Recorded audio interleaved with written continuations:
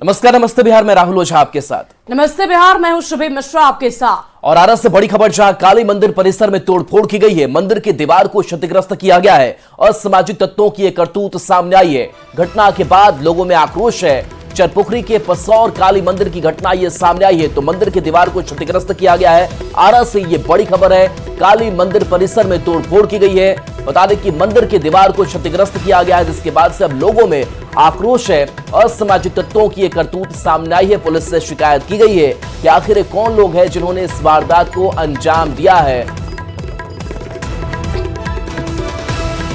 और देखिए, इस घटना के बाद से कई सवाल भी हैं। तो काली मंदिर परिसर में ये तोड़फोड़ की गई है। आरा से ये बड़ी खबर बता रहे हैं। और देखिए, न्यूज़ 18 के इस सवाल की बार बार निशाने पर मंदिर आखिर क्यों है। सवाल ये भी है कि कौन माहौल बिगाड़ने की कोशिश कर रहा है। और सवाल इस घटना के बाद ये भी कि तोड़फोड़ के पीछे का आखिर मकसद क्या है।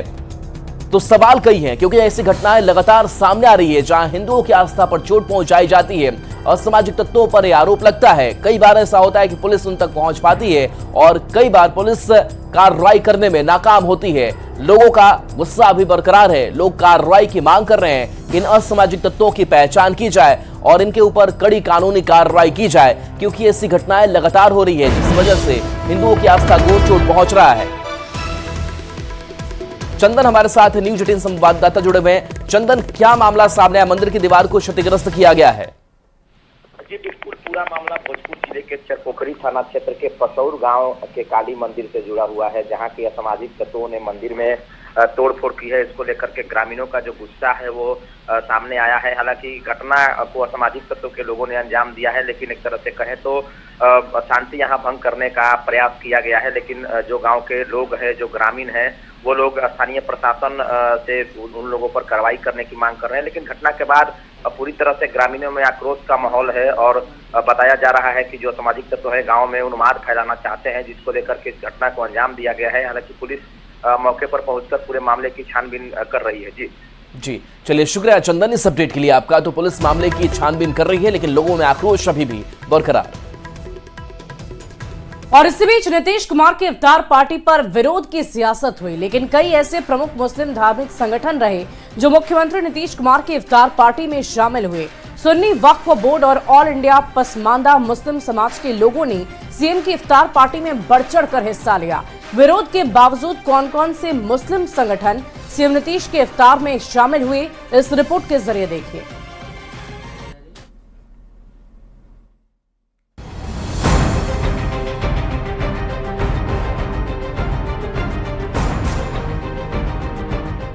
कई मुस्लिम धार्मिक संगठनों के विरोध के बावजूद रविवार को मुख्यमंत्री नीतीश कुमार ने इफ्तार पार्टी दी।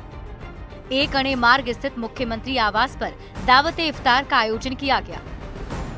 मुख्यमंत्री की इस इफ्तार पार्टी में विरोध के बावजूद कई मुस्लिम धार्मिक संगठनों ने हिस्सा लिया और इमारत-ए-शरिया के फैसले पर कड़ी आपत्ति जताई। सुन्नी वक्फ बोर्ड और ऑल इंडिया पसमानदा मुस्लिम समाज ने सीएम के इफ्तार का विरोध करने को राजनीतिक साजिश करार दिया है। नहीं, हम लोग तो सपोर्ट में हैं। हम सीतामढ़ी से, वो दलाल तबके के लोग हैं, उन लोग को मुख्यमंत्री से एलर्जी है, इसीलिए वो लोग नहीं आना चाह रहे हैं। और हम लोग हर साल इफ्तार पार्टी में यहाँ मुख्यमंत्री जी के यहाँ आते रहे हैं और अभी देख सकते हैं कि कितने हमारे मुसलमान भाई इस इफ्तार पार्टी में शामिल हो रहे हैं। मुख्यमंत्री नीतीश कुमार की इफ्तार पार्टी में बिहार के राज्यपाल आरिफ मोहम्मद खान, अल्पसंख्यक विभाग के मंत्री जमा खान, बिहार के डिप्टी सीएम सम्राट चौधरी, केंद्रीय पंचायती राज मंत्री ललन सिंह और जेडीयू के मुस्लिम प्रकोष्ठ के नेता शामिल हुए। चुनावी साल में बिहार में इफ्तार पर हो रही सियासत पर आम मुसलमानों ने भी नाराजगी जताई, जो सीएम की इफ्तार पार्टी में शरीक होने पहुँचे।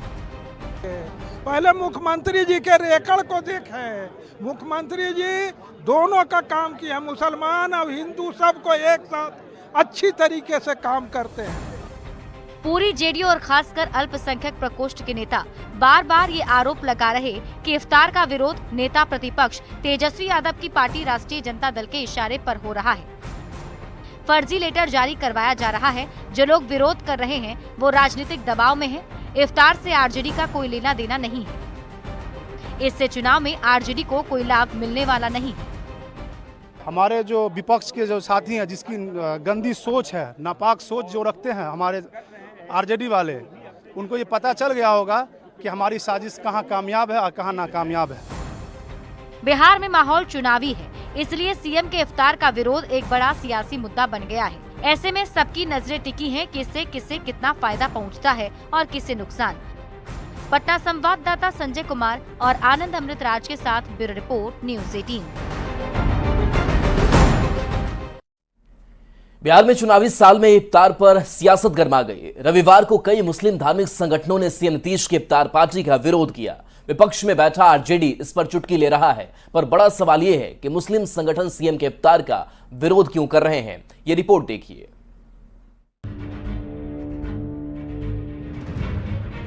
चुनावी साल में बिहार में इफ्तार पर सियासत शुरू हो चुकी है। रविवार को इकरनी मार्ग स्थित मुख्यमंत्री नीतीश कुमार के सरकारी आवास पर दावते इफ्तार का आयोजन किया गया, लेकिन चुनावी साल में सीएम नीतीश कुमार को अल्पसंख्यक जमात ने बड़ा झटका दे दिया। इमारत शरिया ने एक पत्र जारी किया और लिखा कि मुस्लिम धार्मिक संगठनों ने मुख्यमंत्री नीतीश कुमार की इफ्तार पार्टी से दूरी बनाने का फैसला लिया है।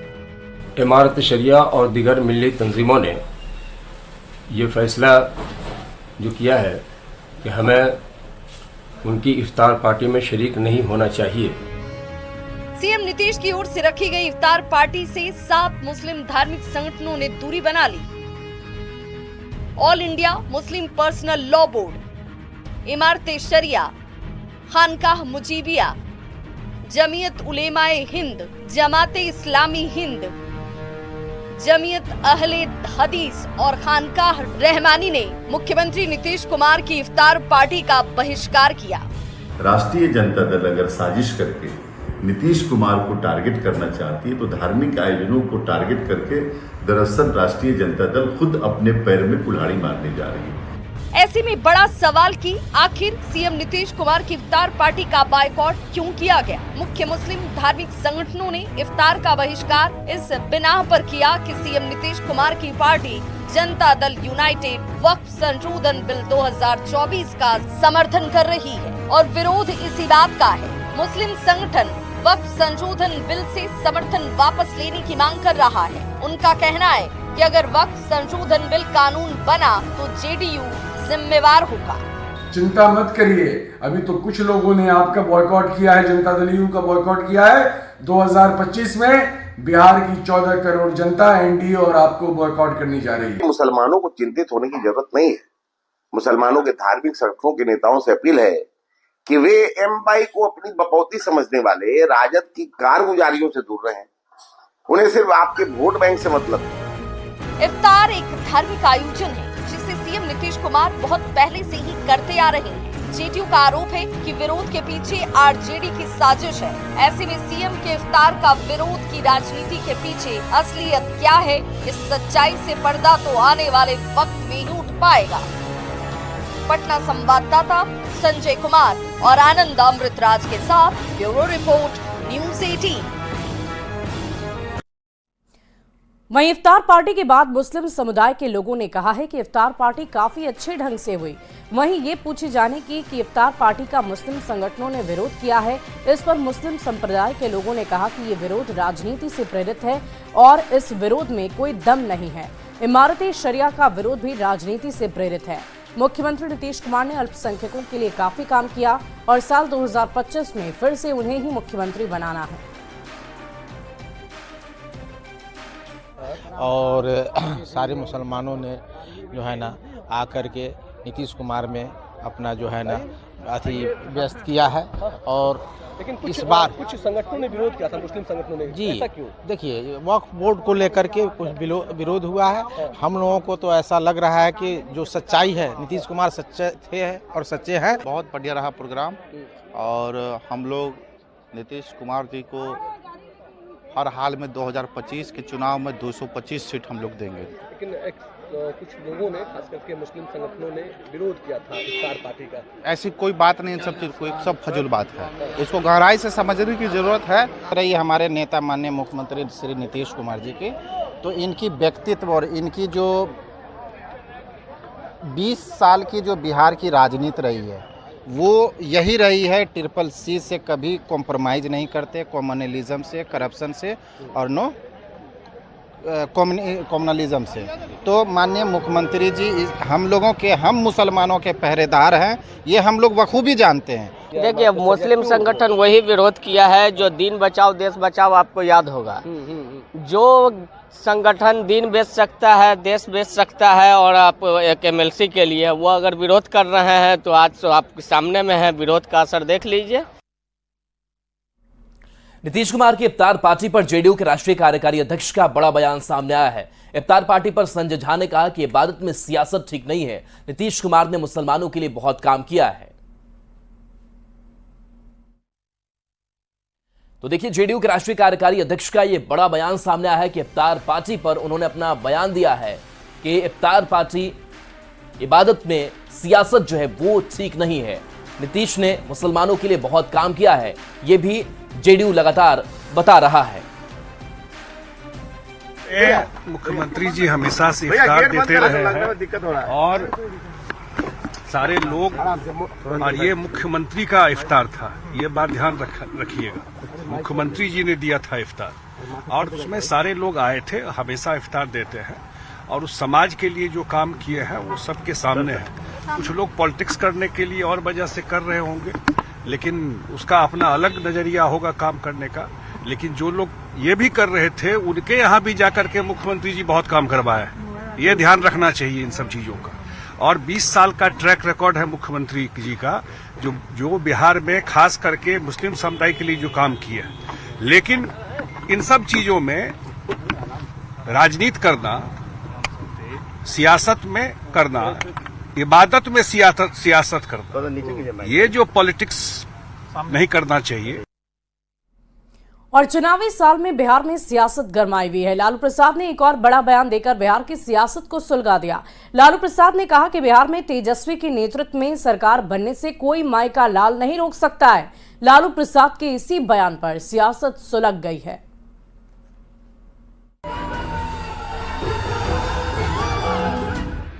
सरकार तेजस्वी के नेतृत्व बने और इसको कोई उनाई बनाई नहीं। बिहार में चुनावी साल में सियासी पारा हाई है। सियासी धुरंधर और आरजेडी के राष्ट्रीय अध्यक्ष लालू प्रसाद ने तेजस्वी को लेकर बड़ा बयान दिया है। लालू प्रसाद ने कहा, बिहार में सरकार तेजस्वी के नेतृत्व में बनाना है। तेजस्वी यादव के नेतृत्व में बिहार में सरकार बनने से कोई माई का लाल नहीं रोक सकता है। सरकार तेजस्वी के नेतृत्व बने और इसको कोई उनाई बनाई नहीं। तेजस्वी को सीएम बनने से कोई माई का लाल नहीं रोक सकता है। लालू प्रसाद के इस बयान पर बिहार की सियासत गर्म है। बीजेपी और जेडीयू ने लालू प्रसाद पर पलटवार किया है, तो महागठबंधन ने लालू प्रसाद के बयान का समर्थन किया है। आदरणीय लालू प्रसाद जी परिवार और पुत्र मोह में अंधा हो गए। बिहार में हर चुनाव हारते हैं, लेकिन जब भी चुनाव आता है अपने मुरझाए हुए कार्यकर्ताओं के बीच इस प्रकार का बयान देके उनमें जोश भरने का प्रयास करते हैं। बिहार में सीएम की वैकेंसी है नहीं और लालू प्रसाद रट्टू तोता की तरह रट लगाए हुए हैं कि तेजस्वी सीएम बनेंगे। लालू जी पहले ईडी को जवाब तो दीजिए कि इतना अकूत धन कैसे अर्जित किए। तेजस्वी जब नाबालिग थे तो उनके पास इतना पैसा कहां से आया? क्या जनता ऐसे नेताओं को पसंद करेगी कभी? बिहार की जनता त्रस्त हो गई है। हर एक पहलू पे माननीय मुख्यमंत्री और डबल इंजन की सरकार फेल हो चुकी है। बिहार की जनता महागठबंधन की तरफ आस लगाई हुई है और मुझे पूरा विश्वास है कि 2025 में महागठबंधन की सरकार बनेगी। लालू प्रसाद यादव कॉमरेड यमुना यादव की पुण्यतिथि में शामिल होने के लिए मोतिहारी पहुंचे थे। इससे पहले भी लालू प्रसाद जनता से तेजस्वी यादव को सीएम बनाने की मांग कर चुके हैं। एक बार फिर उन्होंने तेजस्वी के नेतृत्व वाली सरकार बनाने की बात कही है और एक कदम आगे बढ़ते हुए कहा, तेजस्वी की सरकार बनने से कोई माई का लाल नहीं रोक सकता है। लालू प्रसाद ने ये बड़ा बयान देकर बिहार की सियासत को फिर से सुलगा दिया है। न्यूज़ 18 के लिए मोतिहारी से अविनाश कुमार सिंह के साथ पटना से रजनीश कुमार की रिपोर्ट।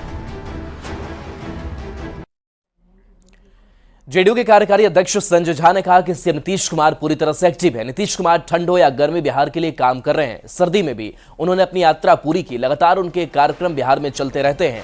ये चुनावी साल है। विपक्ष के लोग जिस तरह का भाषा का इस्तेमाल कर रहे हैं वो जनता देख रही है। मंत्री जी जितना एक्टिव है, अभी आप लोग देखे हैं कि अभी इस ठंड में भी पूरा यात्रा वो करके आया और उनका लगातार कार्यक्रम चलता रहता है।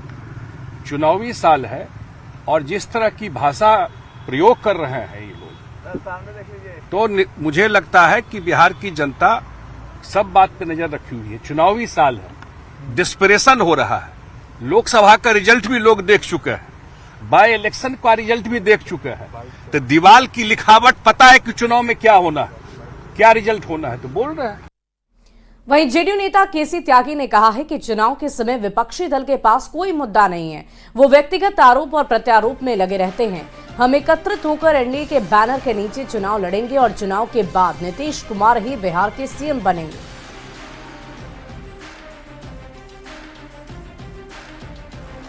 चंपारण से शुरू हुई कांग्रेस की प्लान रोको नौकरी दो यात्रा समस्तीपुर पहुंची। कल्याणपुर में नुक्कड़ सभा को संबोधित करते हुए युवा कांग्रेस के राष्ट्रीय प्रभारी कन्हैया कुमार ने लोगों से कांग्रेस के लिए समर्थन मांगा। उन्होंने कहा कि कांग्रेस पार्टी युवाओं के अधिकार के लिए लड़ाई लड़ रही है। ये यात्रा बिहार की राजनीति को बदलेगी। कांग्रेस कार्यकर्ताओं ने पदयात्रा के आगे थाली बजाई और राज्य सरकार के खिलाफ नारेबाजी की।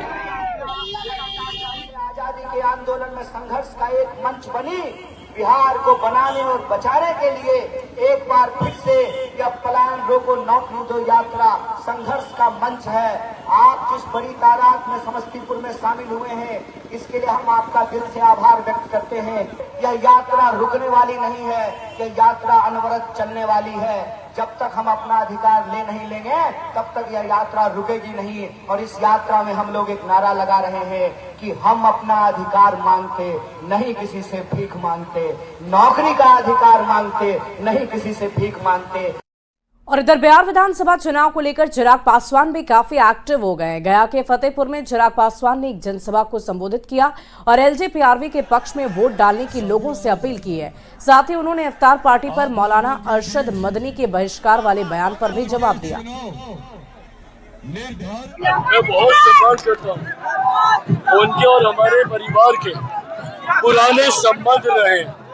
मैं इतना उनसे जरूर कहूंगा कि मुझे उनका फैसला मेरी सराखों पर आपने आदेश दिया कि मेरे कार्यक्रमों में मुस्लिम संगठन दूरी बना के रखें। आपने जो कहा मेरे सराखों पर, मेरा कर्तव्य, मेरा समर्पण जो सामाजिक न्याय के प्रति है, वो खून मेरी रगों में बहता है और उसको मैं आखिरी सांस तक में निभाता।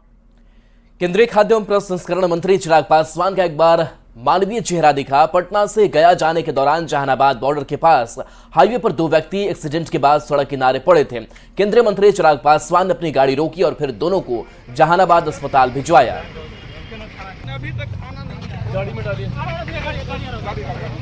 तो तस्वीर आपको दिखा रहे हैं जहां पर देखिए एक बार फिर से मानवता चिराग पासवान ने दिखाई है, जहां एक्सीडेंट के कुछ शिकार लोग हुए जिनको अस्पताल चिराग पासवान ने पहुंचाया, जहां उनका इलाज सही समय पर कराया जा सका। ऐसी तस्वीरें कई बार सामने आ चुकी है जब चिराग पासवान ऐसे लोगों की मदद के लिए अपने काफिले को रोककर सड़क पर उतर जाते हैं और जो जख्मी होते हैं उन तक मदद पहुंचाते हैं।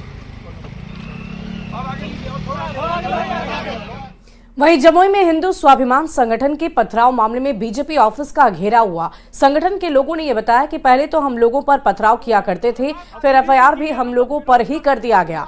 हिंदू स्वाभिमान संगठन का यह आरोप है कि बीजेपी हम लोगों की बात तक नहीं सुन रही। मुसलमानों ने हम लोगों पर भीषण हमला किया था हमारे शांतिपूर्ण काफिले पे 16 फरवरी को।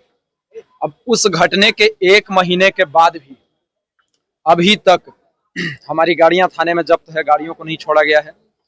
हमारे लोग जेल में हैं, हमारे लोगों पे मुकदमे हैं, मेरे ऊपर मुकदमा है, लोग हॉस्पिटल में भर्ती हैं। कुल मिलाकर हमारा सारा नुकसान हुआ है। और इसके उपरांत भी मंत्री सुमित सिंह ने कह दिया कि रविवार को कौन हनुमान चालीसा करता है, हनुमान चालीसा का लाइसेंस इन लोगों को किसने दिया।